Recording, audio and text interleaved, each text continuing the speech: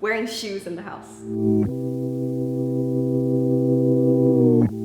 Hi, my name is Jiny. I'm 22 years old and I'm a Korean living in Australia, and I came here around year 2. Hey, I'm Jacqui. I'm 36 years old and I'm Korean adopted. Today we're going to be answering some questions about our experiences growing up Korean in Australia, so let's get into it.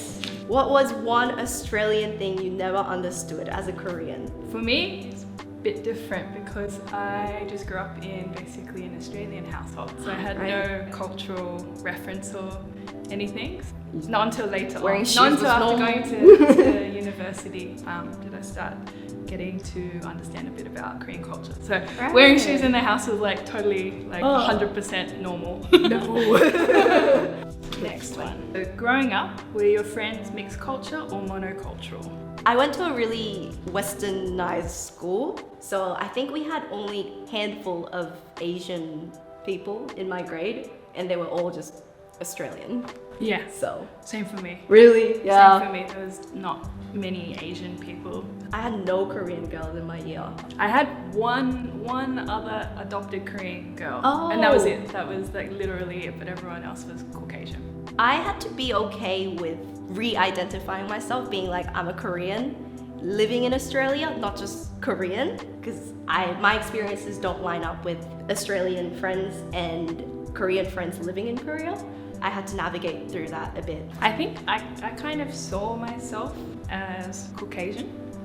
So even like when I would go into the bathroom in school, I felt kind of surprised to see an Asian person looking back at me. I don't know, I always dreamed of being like a blonde hair, blue-eyed person, like all the I think we all go through that phase. Because that's what you saw in all the magazines, on TV, etc. And I just wanted to be that person, but you can't obviously change like what you physically look like. So I think it probably affected my self-confidence, not being able to match that image.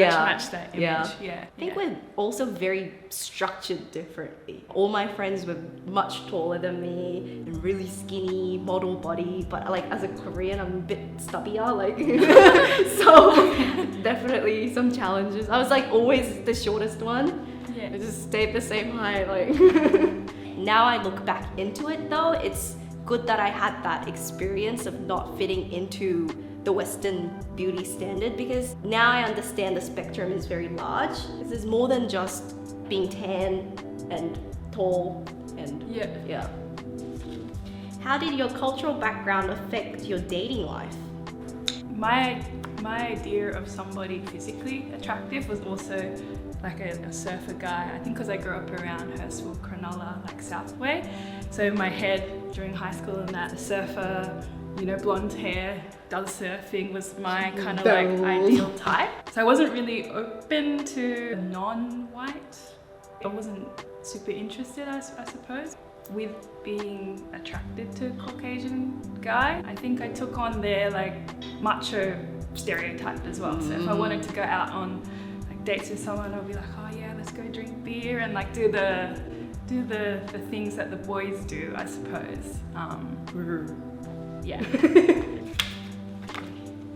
What was one Korean thing you never understood as an Australian?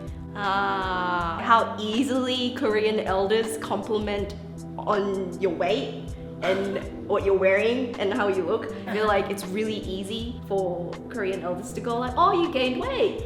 And then they'll be just smiling and like, yeah, you gained with you. And then I'll be like, oh, okay. So I think that was shocking. But it's also a way they just express their love somehow, because they're just commenting on you and they don't really want to hurt you. It's just what they see is what they're gonna say. Yeah. What are some stereotypes as a Korean woman that you've struggled with? Isn't there a big stereotype of Asian women being like submissive and really quiet and not loud and 100%. Yeah, people are expecting from me someone to be passive, like very passive and very demure, or just very agreeable, and my personality is not that type at all, I don't think. Because of how I look, I suppose, people are kind of maybe put off by how I come across, if that makes sense. Because they expect you to be Yeah. like submissive and quiet, and you're not. And the opposite of what they're expecting. Yeah. Okay. How do you feel about your heritage now? Do you identify with it? Oh yes, of course. I think there was a time when we were kind of suppressed, like we're ashamed to be Korean or Asian, to be able to speak another language, the fact that our food smells bad, you know, all the common things. Being out of school and becoming an adult in the real world, I feel like it's something that I'm definitely more proud of. Yeah. Heritage, I feel like I had to work for it, bridging the gap. So anything I know about Korean culture, it's something I've had to study, I suppose, So everything to do with my Korean heritage is kind of feels like a simulated experience.